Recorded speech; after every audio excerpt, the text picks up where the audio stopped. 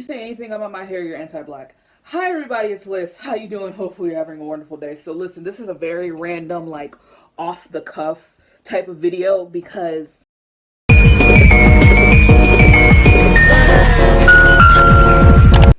so here's what I was doing. I was watching Mara, one of my favorite K-pop channels. They do amazing work, and I was watching their video on by BTS, and I was scrolling through the comments as I tend to do because I don't know about anybody else. Whenever I'm watching a video, if it's not something I need to immediately watch, like if it's something I can just listen to, I'm just scrolling through, looking at the comments, seeing what everybody thinks about it. But I'm scrolling through, and one of the comments in this video says, "Unpopular opinion: On is in a way underrated." And I looked at it and I initially went, nah, not really. But then I thought about it and I was like, in a way, kind of, sort of. So now I turned on my camera because I wanted to talk it out, because I was trying to figure out what is it about On that makes it underrated and why I feel like they're right.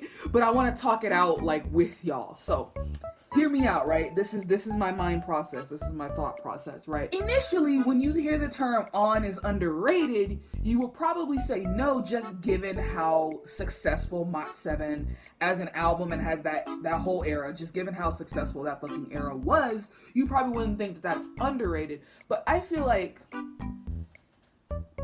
now, they mentioned in this video how they had a bunch of people who were sending them comments and stuff asking them to tear into that era and, what they thought about it and all this negative stuff and da-da-da, and they said they had nothing negative to say. And in thinking about that, the further BTS gets in their career, the higher that they get, the more that they grow, the more successful they become, the more popular they become, there's going to be this drove of people who either never stand or used to stand or whatever, who feel like BTS has lost their edge. Now that's something, everybody knows. Everybody knows that a lot of people talk about Wings being their last good era. BTS hasn't made good music since X entered, song here.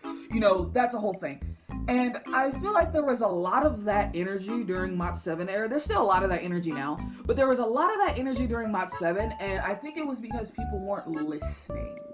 Like, I'm not trying to be pretentious about it, but I just feel like people weren't listening the way they should have listened. When people talk, because when they mentioned that people were saying that this era was boring and how they need to make better music and da-da-da, and they were showing clips of the video for Black Swan as they were saying, so I'm thinking about Black Swan and I'm like, what about that song is boring? What about that song is not good? Like, if anything, Black Swan feels like a great, I want to say culmination, I don't know why, but it feels like such a great song to pair with some of their older songs, especially if you pair it with something like Dark and Wild, which BTS have said that, like, Dark and Wild era in 2014 was one of their worst years and they were struggling the most at that time. So if you would listen to something in Dark and Wild and then come back up and then listen to Black Swan, I feel like that's a great listening experience, number one.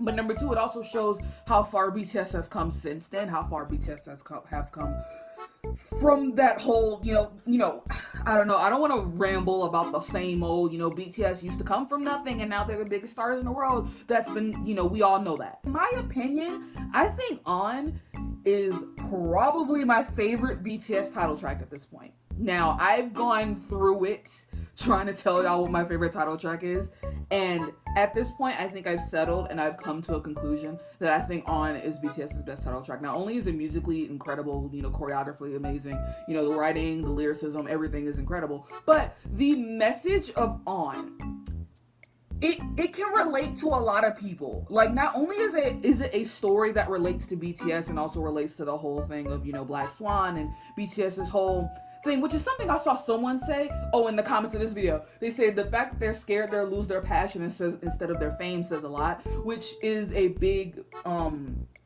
theme that I see with MOT7, is that they're focusing heavy on retaining their passion and their love for creating music and being an inspiration to other people and things like that, as opposed to worrying so heavily on like, cause you know, this is what's crazy too. When it comes to Black Swan, I'm it's crazy because I turned on this video to talk about On, and now I'm talking about Black Swan. But when it comes to Black Swan, I find that song in particular is so interesting because, you know, oftentimes celebrities or singers will make a song similar to like a Black Swan, where they'll talk about like what happens when everything goes, like when all my fans leave and like what will I do then. But oftentimes they say it in the sense of like, what would happen if I lost my fame? You know what I mean? And on BTS's side, they say it as what happens if I lose my passion. Those are two completely different streets. Do you know what I mean? And it makes BTS seem that much more relatable. They were talking about it in this video about how if anybody in the world has any sort of platform to make themselves feel unrelatable to their fans, it's BTS. But they have tried their best to make sure that they are on ground level with us. Like, I know that they are celebrities and they are inherently out of reach, but because of how they try, they do their best to be as relatable as possible to us, and not in like a cheesy, weird, try hard way, because there's a, you know, those kinds of people who can try too hard to be relatable, and it's like, all right, you doing the most. But with BTS, it just feels like genuine. Like, I think that the fact that a lot of their music, especially in Mod 7, like a lot of the songs off of Mod 7 come from this energy of telling their story, but still it feeling like we can all relate to it.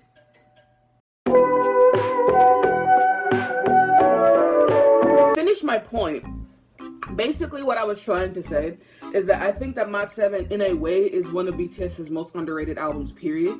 Just because of the fact that, like, it seems like the more famous BTS gets, and, you know, the more that we've climbed up this mountain, let's say, people are really starting to disrespect BTS's musical integrity, and people are starting to project this, you know, image onto them as if BTS are just these, you know, rich people who don't give a fuck about anybody, and they're just on their own bubble, and da-da-da-da-da. And I do understand that there's some nuance that comes to, like, because there's, like, conversations that you could have about, like, you know, the dichotomy between, like, rich people and, like, you know, we're at a point now in society where everyone's having very important conversations about, like, what power that rich people have, and, you know, the eat the rich mentality and everything like that. So a lot of that sentiment against BTS kind of comes from that place.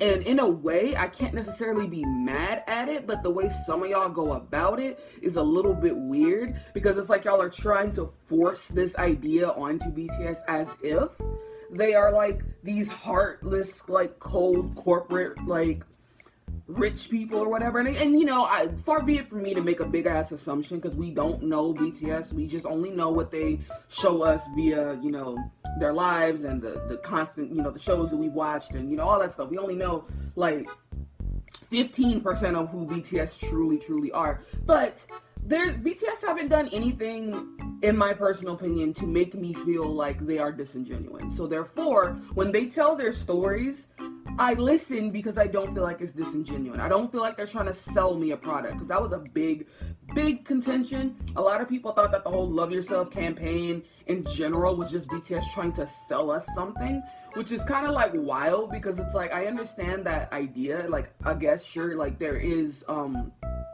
something to be said about companies who use the Love Yourself or use mental illness or whatever to sell at a group of people to get people to buy into their product or whatever. But at what point does that, like, when does it like split? Do you know what I mean? Like, is it all just a company trying to sell you something, or is it just artists genuinely trying to tell you their stories? Like, it always made me feel so weird when BTS were talking about when they were having the conversations about how they when they publicly told everybody that they were thinking about disbanding, like when Namjoon talks about his mental health and Yoongi talks about his struggles, and when any of the members talk about their struggles, there's this group of people who instantly go, they're just saying that to get you to buy the next album. It's like some of you guys will swear up and down that there's no sincerity in K-pop, but then when people try to be sincere, you dog them for it. Some odd reason, the second that BTS jumped into the Western pool of music, people instantly went, BTS is just pandering. They're not making meaningful music anymore, so we're not gonna listen. So I think that also plays into why On is so underrated. Now, I'm gonna stop.